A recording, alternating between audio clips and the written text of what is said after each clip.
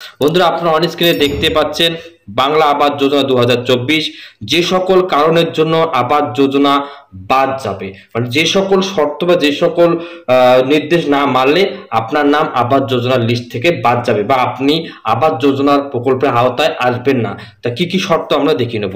1 নম্বর বলছে, পাকা বাড়ি বা অন্য কোনো সরকারি ঘরের অনুমোদন পেলে আপনি আবাস যোজনা প্রকল্প পাবেন না। আপনার যদি পাকা বাড়ি থাকে বা অন্য কোনো সরকারি ঘরে অনুমোদন পান, তাহলে কিন্তু আবাস যোজনা প্রকল্পের আওতায় আসবেন না। 2 নম্বর বলছে, যারা ইতিমধ্যে পাকা বাড়ি বানিয়ে নিয়েছেন কিন্তু আগের প্রকল্পের লিস্টে তাদের নাম রয়েছে, তারা লিস্ট থেকে বাদ পড়বেন। যারা লিস্টে নাম রয়েছে যাদের এবং যারা পাকা বাড়ি বানিয়েছে নিজের টাকায়, তারা কিন্তু আবাস যোজনার টাকা পাবেন না, নতুন লিস্ট থেকে তারা কিন্তু বাদ পড়বেন। 3 নম্বরে বলছে, যাদের মাটির বাড়ি রয়েছে কেবলমাত্র তারাই নতুন তালিকায় অন্তর্ভুক্ত হবে, অর্থাৎ লিস্টে নাম তোলাতে পারবেন। যাদের মাটির বাড়ি রয়েছে, বর্তমান মাটির বাড়িতে থাকতেছে, কেবলমাত্র তাদেরই নতুন লিস্টে নাম উঠবে বা তারাই নাম তুলতে পারবেন। 4 নম্বর কি বলছে, যারা নিজের থেকে মাটির বাড়ি ভেঙে পাকা করেছেন বা বাড়ি করছেন, তাদের নাম লিস্ট থেকে বাদ পড়বে। যারা নিজের থেকে মাটির বাড়ি ভেঙে নিয়েছেন এবং সেখানে পাকা বাড়ি তৈরি করছেন নিজের টাকা খরচ করে, তাহলে কিন্তু আপনি আবাস যোজনার আওতায় আসবেন না বা নাম থেকে আপনার নাম লিস্ট থেকে বাদ যাবে। তালিকা তৈরিতে কোনো সুপারিশ মানা হবে না। এর আগের লিস্টে অনেক সুপারিশ ছিল বলে অভিযোগ ছিল, কিন্তু এবার যে নতুন লিস্ট তৈরি করা হয়েছে সেটা সম্পূর্ণরূপে নির্ভুল ও দুর্নীতিমুক্ত করার জন্য নতুন তালিকায় কোনো কারো সুপারিশ মানা হবে না। এটা কিন্তু চূড়ান্ত নিয়ম বলে দিয়েছে রাজ্য সরকার, কোনো সুপারিশ মানা চলবে না। মাছ ধরার বোট থাকলে আপনি আবাস যোজনার আওতায় থাকবেন না। উপভোক্তার ট্রাক্টর বা পাওয়ার টিলার থাকলে আপনি আবাস যোজনার টাকা পাবেন না। কিষাণ ক্রেডিট কার্ডের লোন নেওয়ার ক্ষমতা 50,000 উপরে থাকলে আপনি আবাস যোজনার টাকা পাবেন না।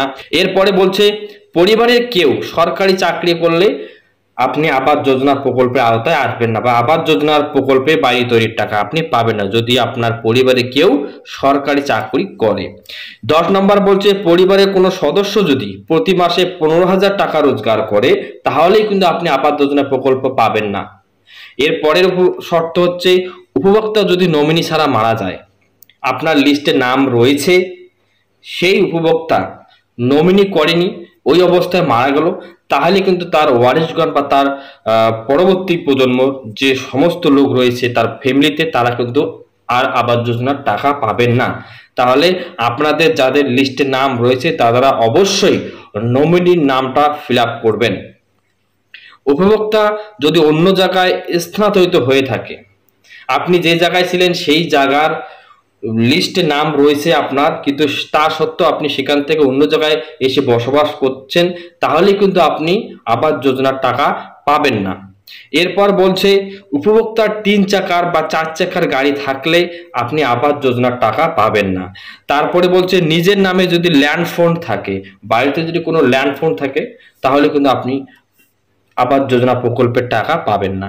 এরপর বলছে, নিজের নামে 2.5 একর বা তার বেশি চাষযোগ্য জমি এবং অন্তত পক্ষে একটি সেচযোগ্য যন্ত্র থাকে, তাহলে কিন্তু আপনি আবাস যোজনা প্রকল্পের বাড়ি তৈরির টাকা কিন্তু পাবেন না।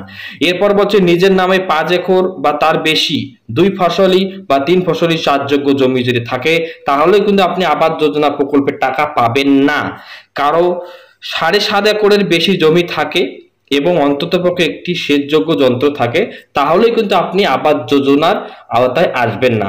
তো এই সমস্ত শর্ত দেওয়া রয়েছে এবারে নতুন লিস্ট তৈরি করার ক্ষেত্রে। এই সমস্ত নিয়ম মানেই কিন্তু নতুন লিস্ট তৈরি করা হবে। তো আপনারা শুনে নিলেন কি কি কারণে আপনার নাম বাদ পড়বে আবাস যোজনার লিস্ট থেকে। ইতিমধ্যে যারা 11 লক্ষ বাড়ি তৈরির লিস্টের নাম রয়েছে, তারাও কিন্তু বাদ পড়বেন যদি এই শর্তগুলো আপনার ক্ষেত্রে প্রযোজ্য হয়ে থাকে। তো বন্ধুরা, এটাই ছিল আজকের আপডেটটি ভালো লাগলে অবশ্যই লাইক কমেন্ট শেয়ার করবেন। আপনি কোন এলাকার থেকে বলছেন বা কোন জেলার থেকে বলছেন সেটাও কমেন্টে জানাবেন। ভালো থাকবেন, সুস্থ থাকবেন, দেখা হবে অন্য কোনো ভিডিও।